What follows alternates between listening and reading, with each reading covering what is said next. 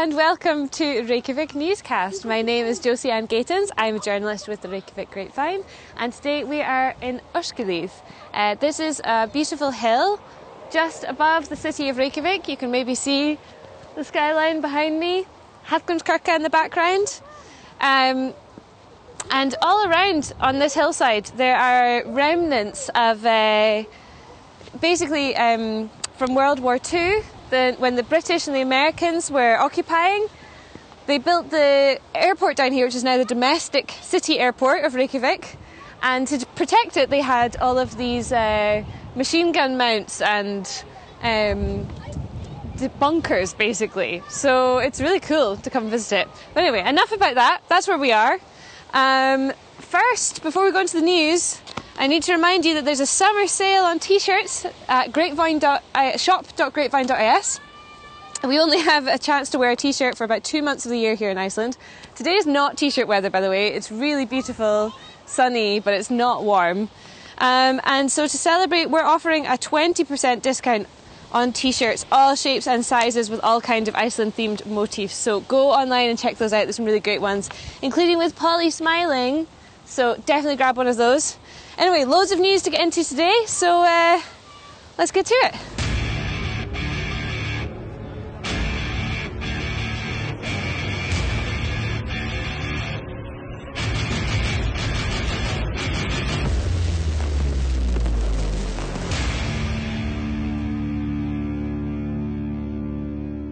First of all, I want to give you an update about Reynisfjara. So if you watched our newscast last week, you'll know that there was another death at Reynisfjara. Reynisfjara is the iconic Icelandic black beach. It's in the south of Iceland. It's incredibly beautiful, but it can be very dangerous. It has these what they call sneaker waves, which occasionally come very, very high up the beach, and if you're not careful you can be swept away, and the currents there are so strong. There was a death towards the end of last year, and there was another one recently again. A man in his 80s sadly lost his life there. As a result of this, there have been discussions between government officials and landowners. They met on Tuesday and agreed to install an alarm system on the beach to alert visitors about dangerous conditions. Now, this is obviously something that's quite needed. Vísir, which is a news outlet here in Iceland, they've reported that there have been 12 serious emergency calls to the beach since 2014, and of those, 5 people have died. But what is really lacking from these discussions is any kind of real concrete detail about exactly what this system entails. There have been discussions before about using a kind of flag system, colour-coded flag system, which I believe is popular in beaches in Australia where there's risk of shark danger. But it's not clear whether or not this alarm system that they're talking about is the same as that, if it will be a kind of colour-coded system.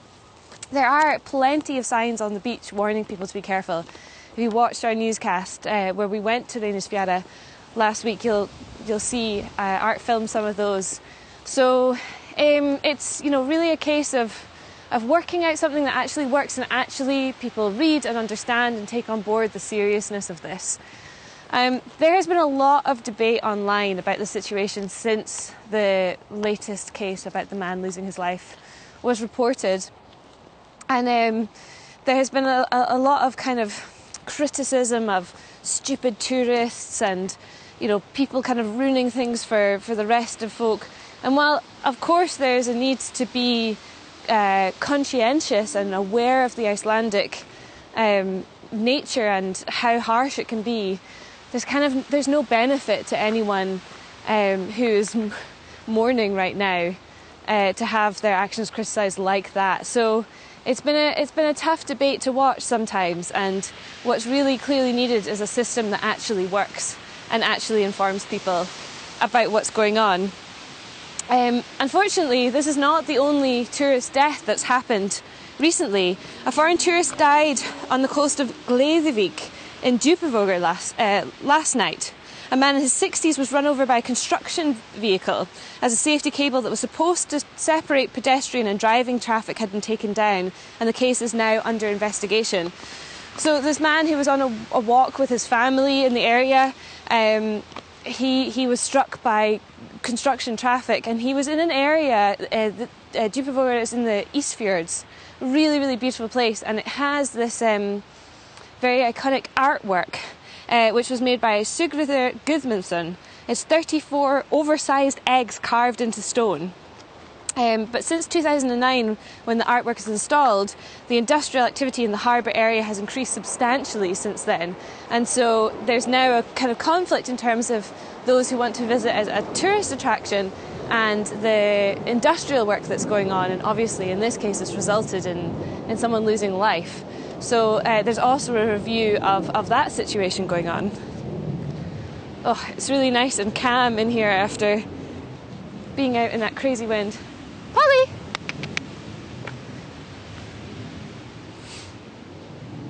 Hi! Where's your ball? Hi! So the next story that's big in the news at the moment is the situation with refugees in Iceland. This has been the biggest year for the number of refugees arriving in Iceland. So already this year, and we're only halfway through, we're at almost 2,000. 1,887 refugees have arrived in Iceland. Of those, 1,215 are from Ukraine. And Gylfi Thorsteinsson,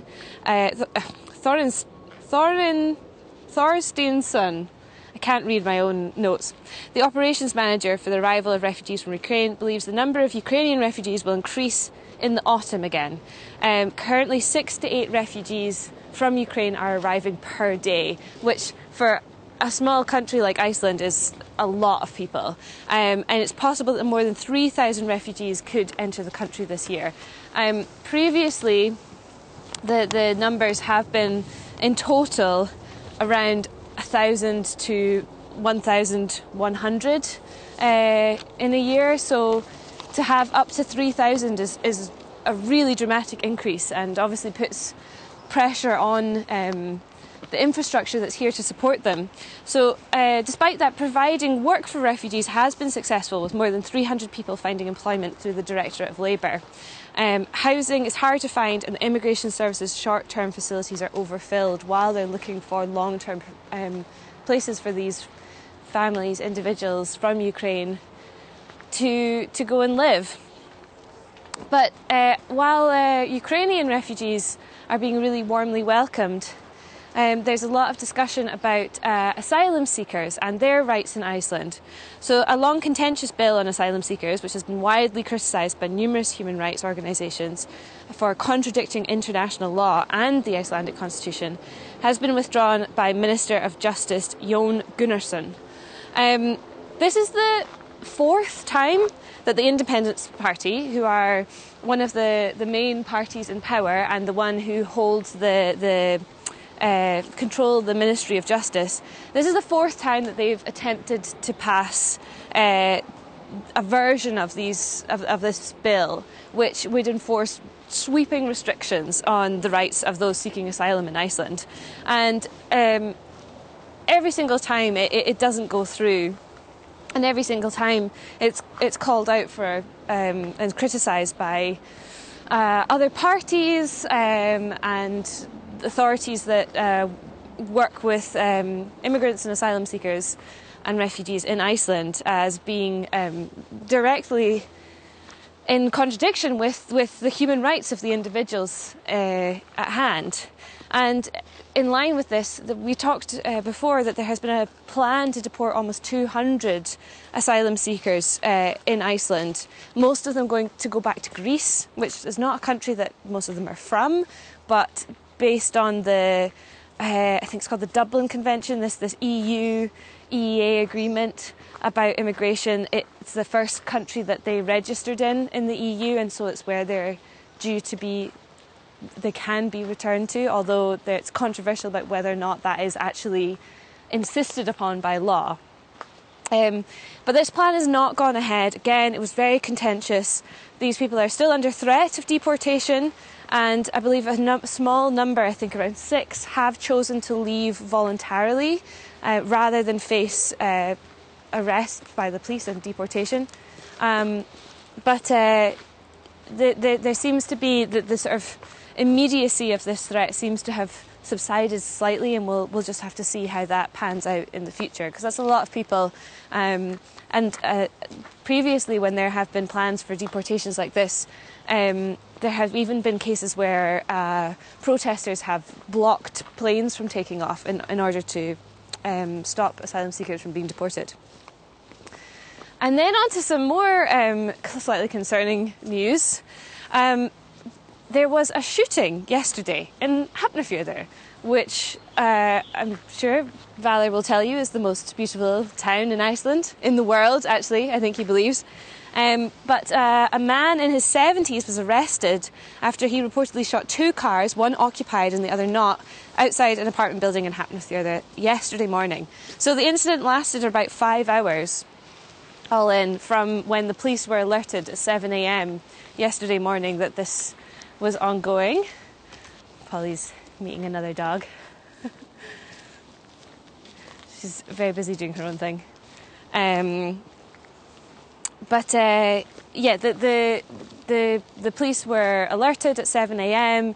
The shooter then hid in an apartment building in the Miðvang area, and police negotiators contacted him by phone and later determined he was actually alone in the apartment, because they weren't sure at first whether or not this was some kind of hostage situation. It was all very unclear for a while.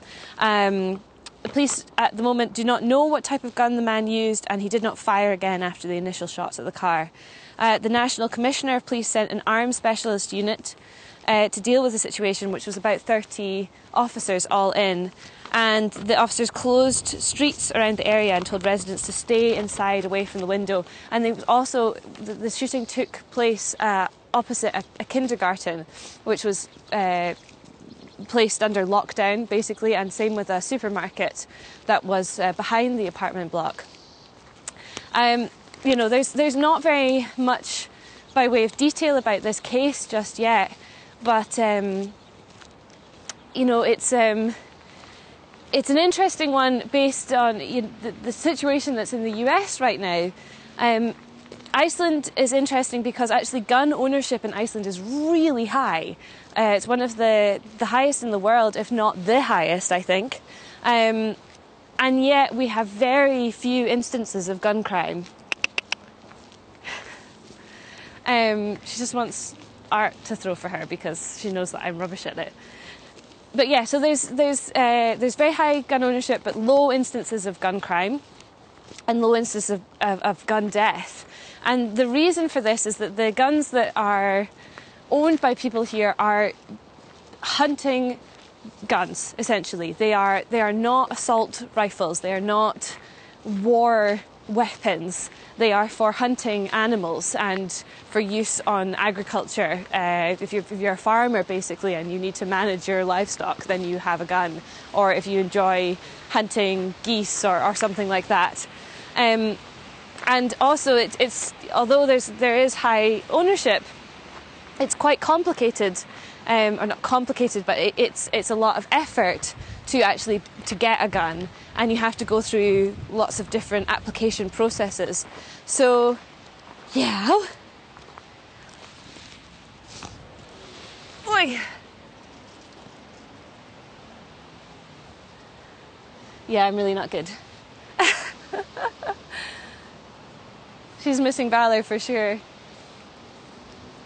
But yeah, so it's interesting to compare the situation in these two countries, where an incident like this, which would be considered very minor in the US, is big news here in Iceland. And it's wonderful to live in a country that feels so safe like that, and I feel very privileged that that's the situation. But anyway, that's it for today's newscast. I hope you enjoyed seeing Polly. I'm really glad that she's here while Valor's off having a lovely warm holiday somewhere in southern Europe with lovely food, I'm sure. We won't be with you next week because it is our print week. We print a magazine, and we need to take a week off to do that. So yeah, you won't see us next week, but do check online for our new articles that will be going up soon. And I hope you can enjoy them. Don't forget the sale in our shop, 20% off t-shirts. Only comes around once a year, summer, and sometimes not at all in Iceland. But yeah, that's it from me, and we'll see you in a couple of weeks.